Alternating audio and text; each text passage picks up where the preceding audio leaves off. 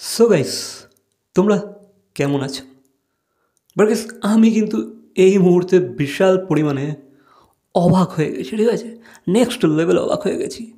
কারণ গাইস, আমি just check করছিলাম যে ভাই, রণবীর আর আলিয়া ভট্টের নেটওয়ার্থ কত, তাদের সম্পত্তির পরিমাণ কত, কারটা বেশি, আলিয়ার নাকি রণবীরের? তো গাইস, আমি কিন্তু নেক্সট লেভেল অবাক হয়ে গেছি। নেক্সট লেভেল মানে আমি জাস্ট চিন্তা করতে পারছি না ভাই, এটা কী করে সম্ভব? How how is this possible? But guys, তোমাদেরকে জানিয়ে রাখি, চেক করার পর যেটা জানতে পারলাম যে ভাই, আলিয়া ভট্টের সম্পত্তি কিন্তু রণবীরের থেকে বেশি, আলিয়ার নেটওয়ার্থ রণবীরের থেকে কিন্তু বেশি। সেটা সেটা সেটা শুনে তো ভাই আমি তো অবাক হয়েছি। তোমরা কি অবাক হলে? তো ভাই, এবার তোমাদেরকে আমি আমি তোমাদের সাথে একটা আলোচনা করতে চাই, ঠিক আছে? Like discussion.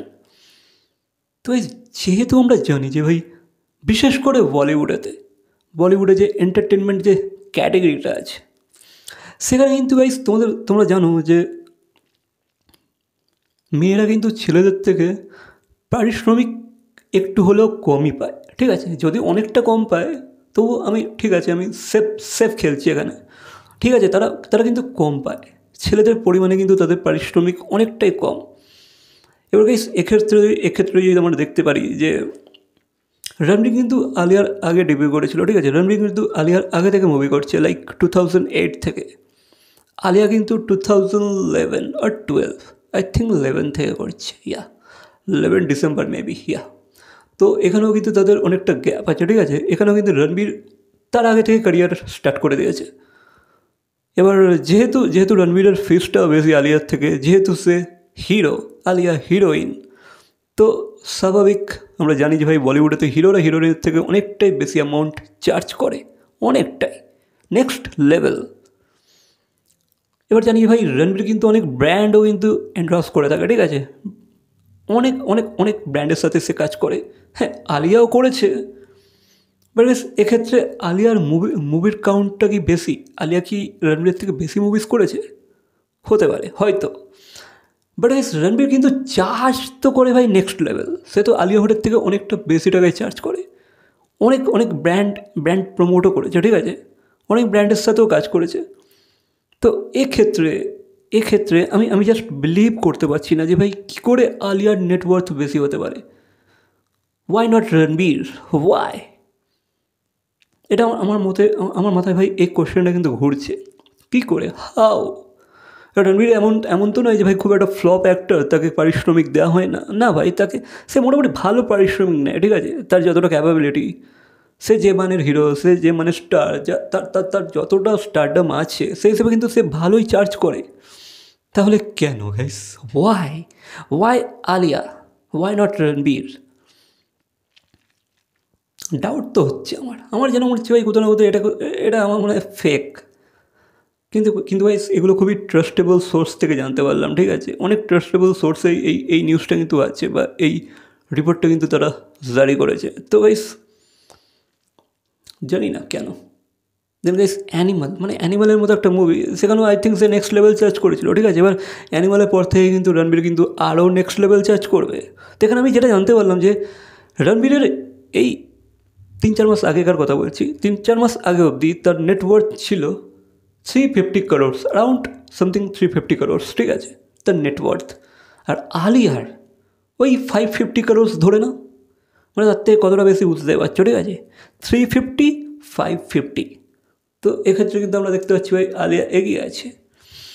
এবার আমার একটা ডাউট আছে, আমার মনে হয় রণবীর বোধহয় প্রচুর খরচা করে বলে, ঠিক আছে? অনেক অনেক হয়তো খরচা করেছে, হয়তো সে হয়তো টাকা জাস্ট উড়িয়ে দিয়েছে, আর আলিয়া বোধহয় সব বাঁচিয়ে রেখেছে, ঠিক আছে? মানে আলিয়া হয়তো অতটা হয়তো খরচা করে না, হয়তো ইউনো। আর রণবীর হয়তো ভাই একদম জলের মতো হয়তো টাকা বইয়ে দিয়েছে, মানে যেটা সে আর্ন করেছে সেটা হয়তো সে জাস্ট জলের মতো খরচা করে ফেলেছে, ঠিক আছে? আর আলিয়া হয়তো তার প্রপার্টি, তার বিজনেসের ওপরে জাস্ট ইনভেস্ট করে গেছে। আমার মনে হয় এটাই একমাত্র কারণ হবে, ঠিক আছে? আলিয়ার নেটওয়ার্থ বেশি হওয়ার, আই থিঙ্ক সো। আমার তো ভাই এটাই থিওরি। আমার মনে হচ্ছে ভাই, আলিয়া বলে নিজের বিজনেস, নিজের প্রপার্টিসের ওপরে জাস্ট ইনভেস্ট করেছে টাকাগুলো। আর রণবীর আই থিঙ্ক অনেকই খরচা করে ফেলেছে, এদিক ওদিক সেদিক, গার্লফ্রেন্ডের ওপরে অ্যানুয়াল। বাকি আমার তো ভাই এটাই থিওরি, আমার মনে হচ্ছে। বাকি না হলে কিন্তু ভাই রণবীরেরই কিন্তু নেটওয়ার্থ বেশি হতো। আই এম তো অবাক, হাউ। বাকি বাকি ভাই যাই হোক না কেন, এখন ভাই রণবীর ফ্যামিলি ম্যান হয়ে গেছে, হয়তো হয়তো টাকা পয়সা এখন জমাচ্ছে, আর হয়তো আর হয়তো জাস্ট ওড়ায় না টাকা, এখন হয়তো খালি ইনভেস্ট করে প্রপার্টি অ্যান্ড অলেতে। বাকি বাকি রণবীর কিন্তু ভাই নেক্সট লেভেল মুভি সাইন করবে এবার, ঠিক আছে, নেক্সট লেভেল চার্জ করতে চলেছে, কারণ ভাই অ্যানিমাল যে হিসাবে হিট হয়েছে, তার স্টারডামটা যেখানে গিয়ে পৌঁছেছে, সে তো এবারে সেই লেভেলেই চার্জ করবে, ঠিক আছে। সে কিন্তু আর ভাই ওই ছোটো মোটো গেম খেলবে না, সে এবারে তার কিন্তু ব্র্যান্ড ভ্যালু অনেকটা বেড়ে গেছে। সে কিন্তু এবার কোনো ব্র্যান্ডের সাথে কোলাবোরেশন করলেও ভাই নেক্সট লেভেল অ্যামাউন্ট চার্জ করবে, I think so, I hope so, সে করুক। লাগে বেশ ইন্টারেস্টিং লাগলো ব্যাপারটা, মানে এটা যদি আমাকে কেউ বলতো আমি হয়তো বিশ্বাস করতাম না ভাই, যতক্ষণ না নিজের চোখে দেখলাম ততক্ষণ কিন্তু আমি বিশ্বাস করতাম না, ঠিক আছে, আমি হয়তো বিলিভই করতে পারতাম না কারোর কথার উপরে। বাকি গাইজ তোমাদের কিন্তু আমার কথাটার উপর বিলিভ করতে হবে, ঠিক আছে, এটা কোনো জাস্ট অ্যাবেই বলছি না, আমি ট্রাস্টওয়ার্দি সোর্সের তরফ থেকেই আমি খবরটা পেয়েছি। তো বাকি এই বিষয়ে তোমাদের কি মতামত অবশ্যই কমেন্ট করে জানাবে। আর তোমারও কি তোমার ওয়াইফের থেকে নেটওয়ার্থ কম, তোমার ওয়াইফের কি নেটওয়ার্থ বেশি, সেটা কমেন্ট করে জানাবে। বাকি ভিডিওটা ভালো লাগলে লাইক, কমেন্ট, শেয়ার, সাবস্ক্রাইব। তো দেখা হচ্ছে পরবর্তী কোনো ভিডিওর সাথে, টিল দেন।